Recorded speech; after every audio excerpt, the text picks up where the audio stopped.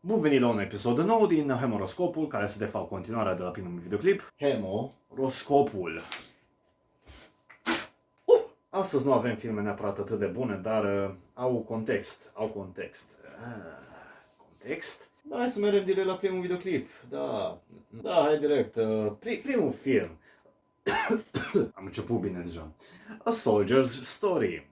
Dreamland. Da, nu, povestea este cum un tip negru se duce într-o zonă mai hillbilly, știi, care cică ovais rasiști, fiindcă el e negru și oameni negri. Am adormit la film, apropo, așa că atât de mult îmi pasă. Și acest individ major, general, ce-o fi el, e trimis în zona aia pentru că un negru soldat a murit și trebuie să afle de ce. Da, următorul film, fuck me, A Tale of Two Sisters.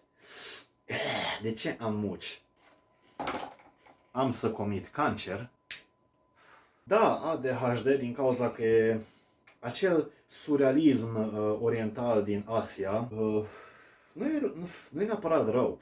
Are poveste, are regize bune, toate cele, doar că în cazul în care sunteți obișnuiți cu filme ca și Marvel, nu e acel film de acțiune care vă așteptați. Nici nu am înțeles mare parte din film, apropo, și cred că s-ar putea să fie adormit, dar are context interesant. Vi-l recomand ca să puteți să aveți o diversiune la cultură. Da. Adică acest gen de filme, vă repet, la ei ar fi absolut normal. Da, haideți să mergem deja la următorul film, care este Adam Champlin. Adam Chaplin. Wow. Pentru motiv ce că există și un al doilea film pentru așa ceva, dar ok.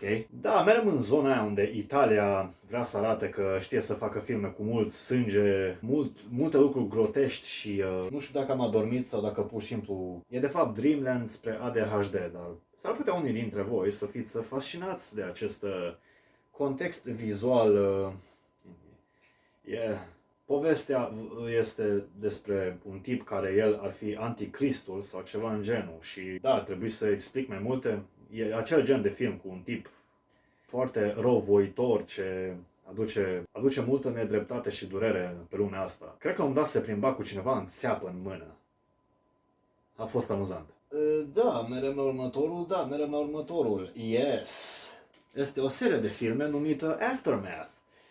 Și ca și nivel este interesant. Nu e nici ADHD, dar nu e nici pentru SNAF. E undeva între, depinde de preferința celui care vizionează.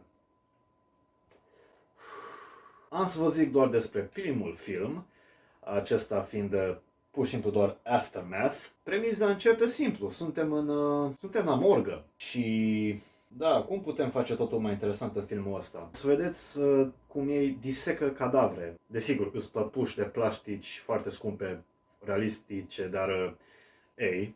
Și nu e un film care doar cu cum oameni fac autopsie pe niște cadavre. E de fapt, vedeți voi, e vorba de un necrofil aici. Da, am să vă zic atâta despre această serie interesantă de filme. Vă las pe voi să decideți dacă vreți să vedeți cum un Habibi vrea să o tragă la Angela Death.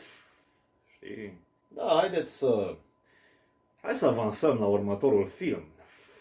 Dacă putem să-i spunem avansare. Amy in a Cage. Ca și categorie este totuși în ADHD, dar l-aș recomanda pentru că modul cum e regizat este foarte interesant și fascinant. E vorba de o fată care are probleme cu capul. Gândiți-vă la Pyro din Team Fortress. Acum, pentru cei care vizionează și nu înțeleg ceea ce am spus, o schizofrenică. Și vedeți multe aspecte din lumea ei, cum vede ea toate lucrurile. Sunt secvențe în care arată realitatea și e dezgustător într-un fel sau altul. Vi-l recomand doar pentru că vizual este foarte o capriodoperă. E fluent în culori. Și cel mai mult cred că respect caracterul. E enervant, prost, dar real. Și repet, faptul că e vorba de o schizofrenică, deci ați putea să vizionați doar ca să știți ce înseamnă să fiți cu următoarea iubită. Doar să știți în ce vă băgați. Da! Păi cu aceste filme judecate, merem la jocuri. Da, jocuri. Și astăzi vă recomand Nuclear Throne. Ca și notă are 5 din 5 puncte și dacă vă place jocurile bullet hell, în timp ce și voi trageți, un pic mai 8-bit, s-ar putea să vă placă chiar foarte mult acest joc sau să fiți nervoși constant. Nuclear Throne. Da, cu toate acestea spuse, da, eu să mă duc să mă cac și vă las pe voi să vizionați seria de filme pe care vi le-am spus. Vizionare plăcută și până data viitoare.